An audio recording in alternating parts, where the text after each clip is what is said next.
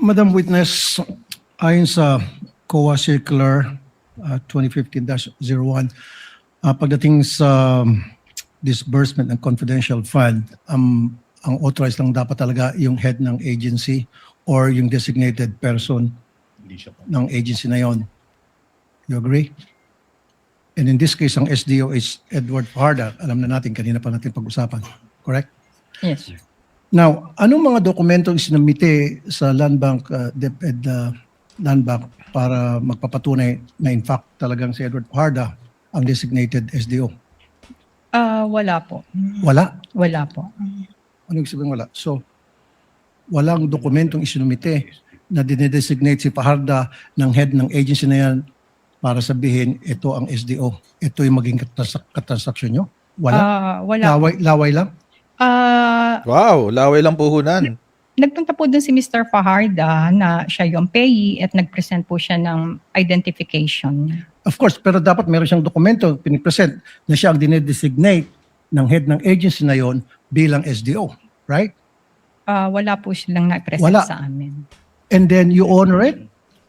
Face value? Nagpakita lang siya ng dokumento. Ako si Fajarda at ako yung designated SDO just like that. And you said, okay. Yes, sir. Wow. Wow. Under the COA circular, it should only be the head of that agency who happens to be the VP. Dapat Or may letter ang kahit pa paano. ng tao na maging SDO niya at meron siyang dokumento pipirman para ini-endorse niyang SDO na yon. Wow. Wala. So sinabi ni Fajarda, hello, ako si Fajarda, akong designated na SDO. Kahit ID, wala pinakita. Agad-agad pininiwalaan niyo. During the first encashment, na-mention po ni Ma'am Sonia na mag-e-encash si Mr. Fajarda. Pero parang hindi naman niya na-mention na SDO. No ma'am, ang ibig sabihin dapat someone should have endorsed Fajarda as the SDO for the DepEd. Sabi mo wala. So pumunta lang si Fajarda doon, presenta yung sarili niya, sinabi niya akong SDO ng DepEd, and then sabi niya, okay, sige. Yes. So hindi kayo sumunod doon sa patakaran ng COA circular? Wala pong na-present sa amin, sir. Wala. Ayun, tapos ang Okay, boxing. so paano niyo malaman kung si Fajarda talagang authorized na mag-withdraw o makipag-transact ng Patay. DepEd pa naman yan. 12 billion yan lahat eh. Land Bank DepEd? As payee of the check, Sa in-honor payee. namin yun. As pay of the check. So Doon sino ang check. tumawag sa inyo para sabihin na si Fajarda pupunta dyan at mag-withdraw ng such and such amount of money day before or 2 days before? Si Miss Sonia De Leon po. Sino po si Sonia De Leon? Siya po ang head ng cash division ng DepEd. Okay, siya yung kilala niyong head cash division ng DepEd. Pero you know what, nagtataka pa rin ako na wala kayong hawak na dokumento na nagsasabing si Fajarda ang designated SDO coming from the head of that agency na pirmado. Wala. Wala, sir. Thank you, Madam. Your Honor. Thank you, Senator Judge Rafi. Actually, the chair would like to make a brief interjection. The payee of the check is Fajarda. Correct, ma'am? Yes, sir. So Yun kung lang yung sino, basis nila. kung kanino nakapangalan yung check, doon yung ibibigay. Yes. Yung cash o kapalit Yes, Your yung check. Kung SDO man siya o hindi. Pero ayon sa COA Circular, SDO lamang ang pwedeng pangalanan ng mga ganyan check. Hindi nyo na po Yun, alam. buti nilinaw ni ano. Nag-ano Which lang is- po kami sa payee ng check, sir. Kung kaninong pangalan yung nakalagay doon, yun po ang sinusunod lang niya. So ang may mali, si OVP.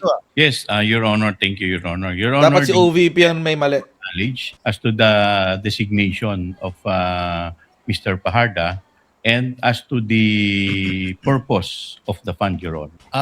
As to being SDO, yes. I believe As, you'll be presenting SDO. another witness for that. Yes, we are going to present another witness for that, Your Honor. Thank you, Your Honor. Duly noted. Senator Judge Aquino is recognized. You may proceed, sir, when you're ready. You have 2 minutes. Yes, before my line of questioning, gusto ko lang pong klaruhin rin po, ma'am.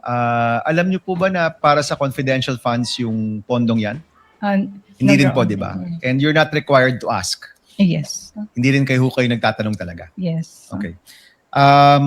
Pinag-uusapan ho kasi yung covered, suspicious, pati yung salitang unusual. Sa inyo pong pagkakaalam bilang isang bank manager, Ano po bang pinagkaiba ng covered transaction, suspicious transaction?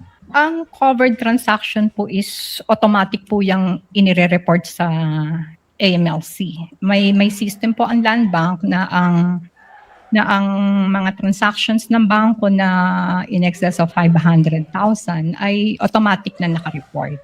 Ang suspicious transaction naman po ay pagka mayroon kaming nakita kay malaking amount, kay maliit, basta parang doubtful yung transactions, kailangan po naming i-report as STR. Okay, Suspicious so transaction. yung covered transaction po, tama po ba na walang human intervention ito? Sa sistema lang po ito?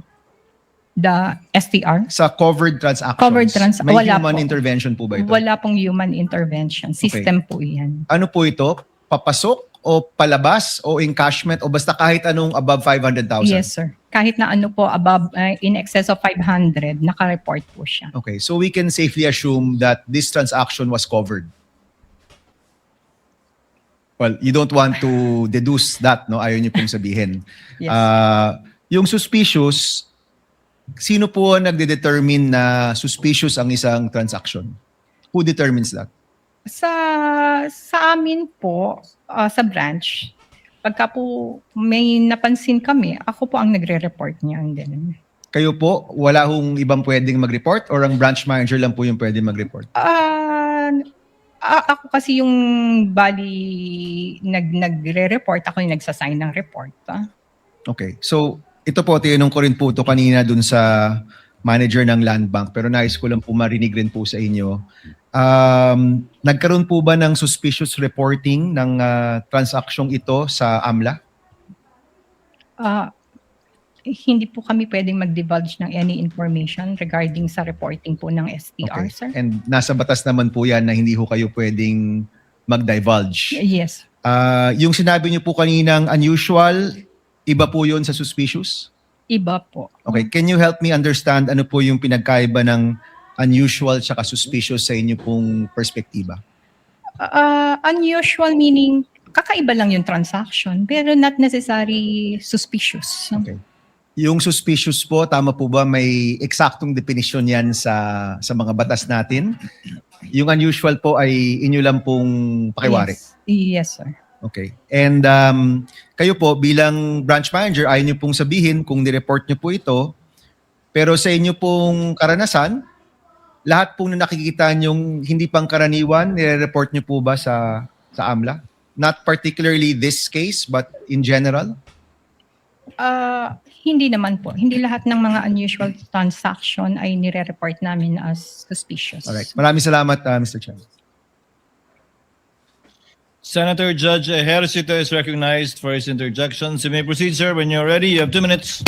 Yes, thank you, Mr. Presiding Judge. Just a clarification.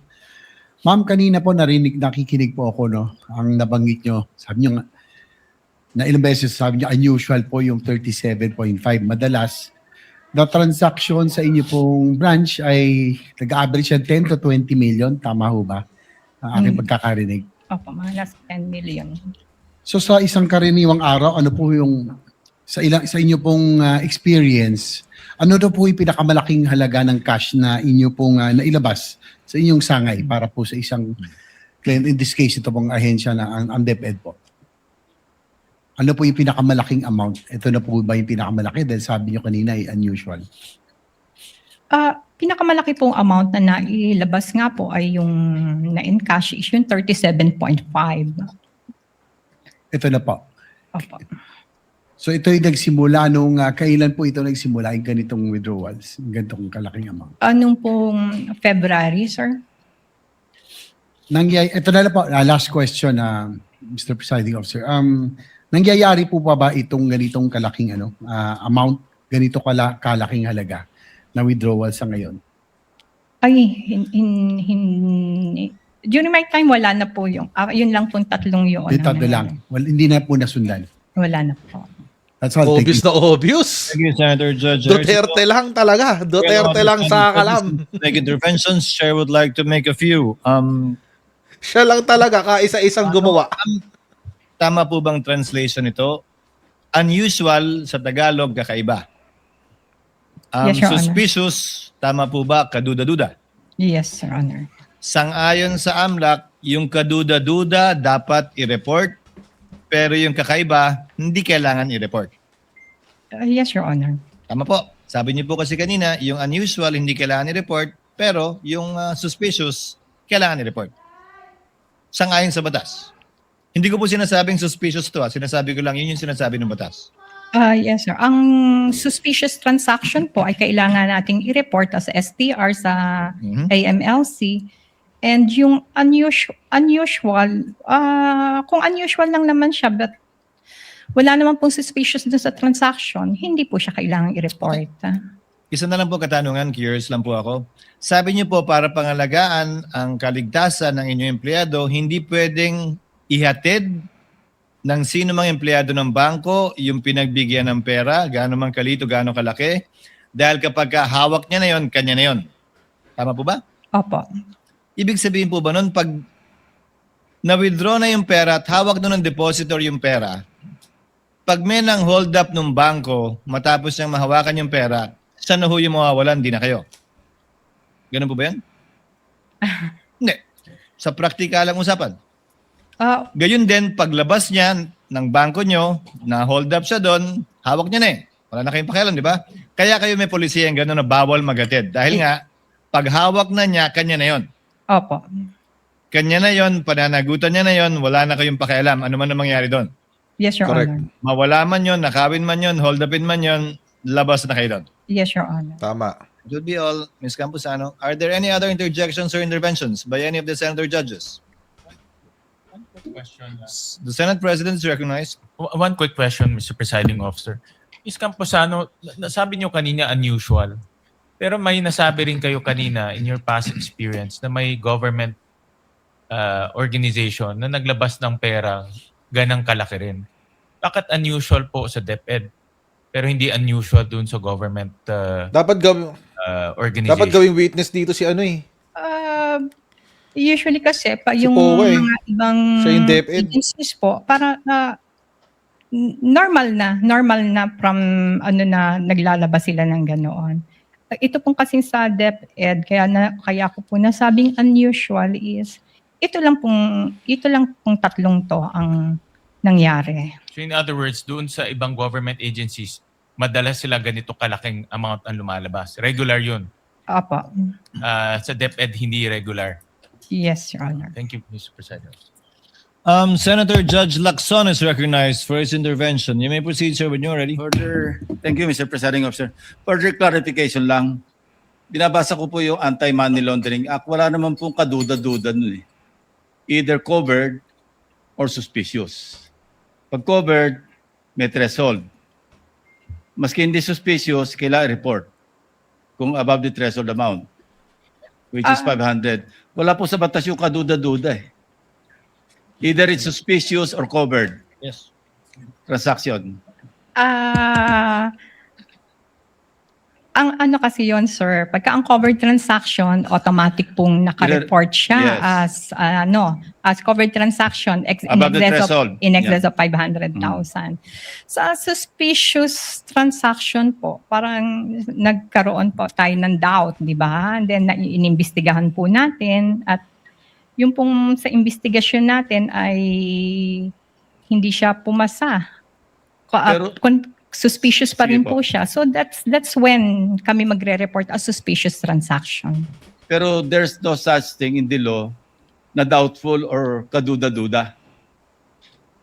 Unusual. It's just covered or suspicious. Suspicious. So parang nagduda ka and inimbestigahan. Walang middle layer, ibig sabihin. Yes. Pag above the threshold, tapos covered institution, like casinos, real estate, automatic i-report yun kasi covered Yes. institution. Yes. Ngayon, ordinary depositor, pumunta sa bangko, nag-deposit o nag-withdraw ng more than 500, that's above the threshold, it becomes a covered transaction. Yes.